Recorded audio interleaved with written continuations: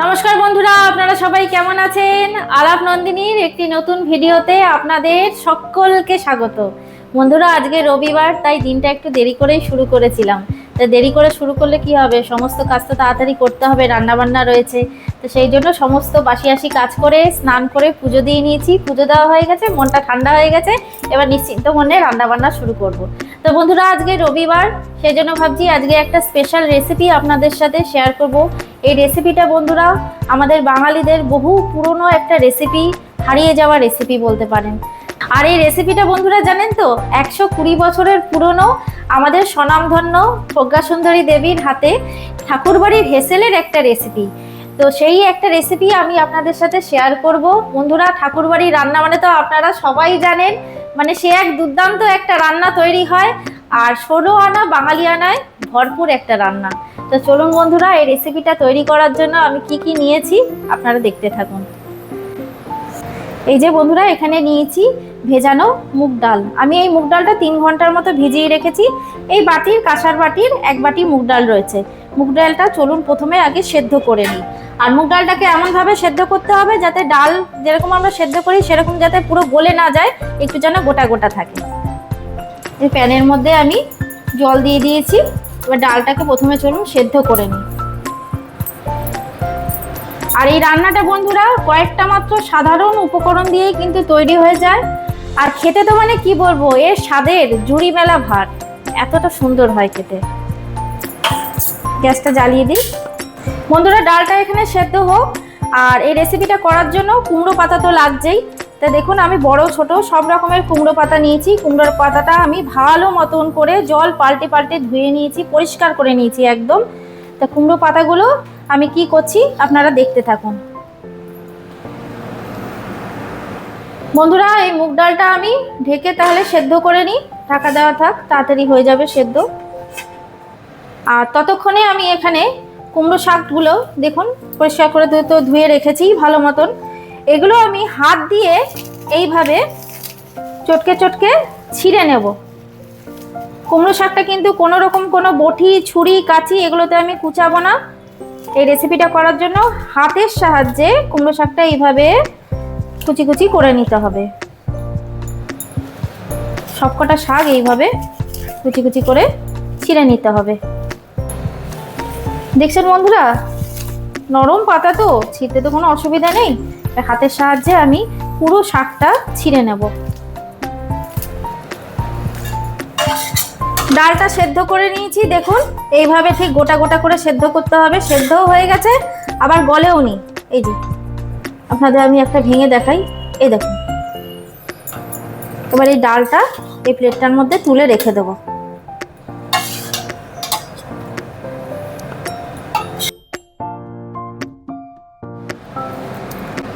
দেখুন বন্ধুরা, হাতের সাহায্যে পুরো শাকটা আমি এইভাবে ছিঁড়ে ছিঁড়ে টুকরো টুকরো করে নিয়েছি।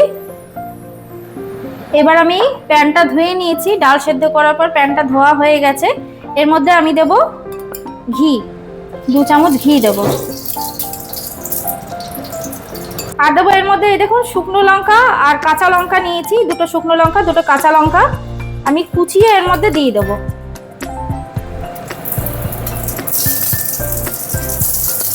এইভাবে শুকনো লঙ্কা আর কাঁচা লঙ্কাটা কুচিয়ে আমি এর মধ্যে দিয়ে দেবো।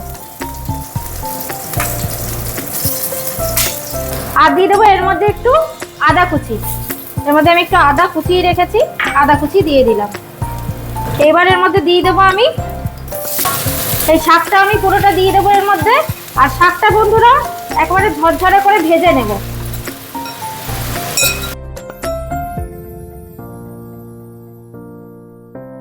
পুরো শাকটা দিয়ে নিয়েছি, এবার শাকটাকে ভেজে নিতে হবে ঝরঝরে করে।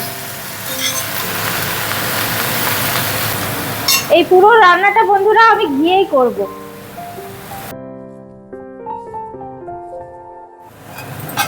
শাকটা আমার একেবারে ঝরঝরে করে ভাজা হয়ে গেছে দেখুন বন্ধুরা।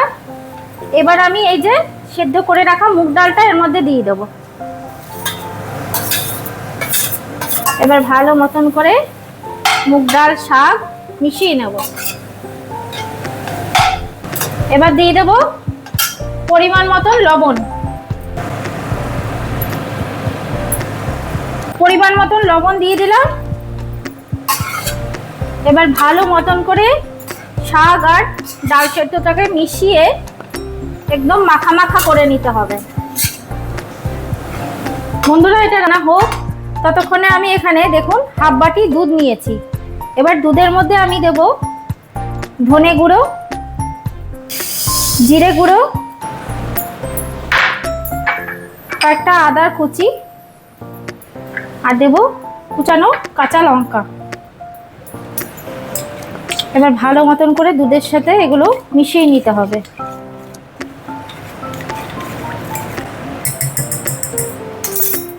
এবার এই দুধটা এর মধ্যে দিয়ে দিতে হবে। এবার দুধের সাথে শাক আর ডালের মিশ্রণটা ভালো মতন করে মিশিয়ে নিতে হবে আর রান্না করতে হবে যতক্ষণ না একেবারে শুকিয়ে যাচ্ছে। বন্ধুরা ঠাকুরবাড়ির প্রত্যেকটা রান্নাতেই কিন্তু স্পেশাল টাচ রয়েছে, সত্যি অসাধারণ প্রত্যেকটা রান্নায়। এবার এই দুধটাকে পুরোটা টানিয়ে নিতে হবে। এই যে দেখুন জল জল রয়েছে, এটাকে পুরোটা শুকিয়ে নিতে হবে। ডাল আর শাকের মিশ্রণটা বন্ধুরা একেবারে শুকিয়ে গেছে, দেখুন একটু জল নেই। এবার এইটা এই বাটিটার মধ্যে তুলে রাখবো।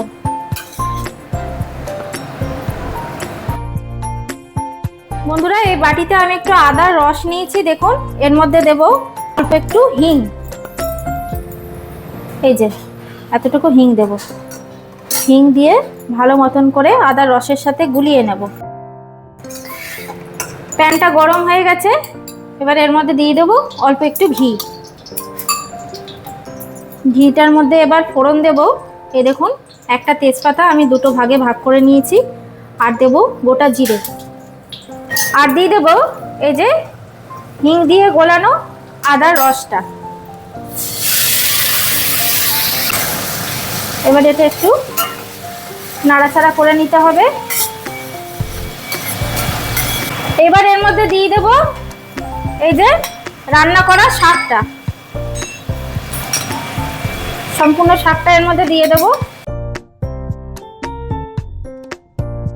এবার ভালো মতন করে নাড়াচাড়া করে রান্না করে নেব। বন্ধুরা এবার এর মধ্যে দিয়ে দেব অল্প পরিমাণে একটু চিনি, মিষ্টি, তাই স্বাদ দেব না। এবার ভালো মতন করে শাকটা নাড়াচাড়া করে নেব। যা অপূর্ব একটা গন্ধ বেরিয়েছে না বন্ধুরা, সত্যি এই পুরোনো দিনের হারিয়ে যাওয়া রান্নাগুলো না মানে কোনো তুলনাই হয় না, অতুলনীয়। বন্ধুরা এই যে বেড়ে নিয়েছি, তৈরি হয়ে গেল আমার মুগ ডাল দিয়ে কুমড়ো শাকের একটা হারিয়ে যাওয়া রেসিপি। বন্ধুরা এমনি করে রান্না করে খাবেন, দুর্দান্ত লাগে কিন্তু ভাতের সাথে। তাহলে বন্ধুরা কেমন লাগলো আমার রেসিপিটা আজকে কমেন্টে কিন্তু অবশ্যই জানাবেন। আর যদি ভালো লাগে তাহলে একটা লাইক শেয়ার করে দেবেন। আর যারা নতুন বন্ধু এখনো চ্যানেলটিকে সাবস্ক্রাইব করেননি তারা প্লিজ একটু সাবস্ক্রাইব করে পাশে থাকবেন। সবাই সুস্থ থাকবেন, ভালো থাকবেন, আনন্দে থাকবেন। দেখা হচ্ছে আবার পরবর্তী নতুন ভিডিওতে।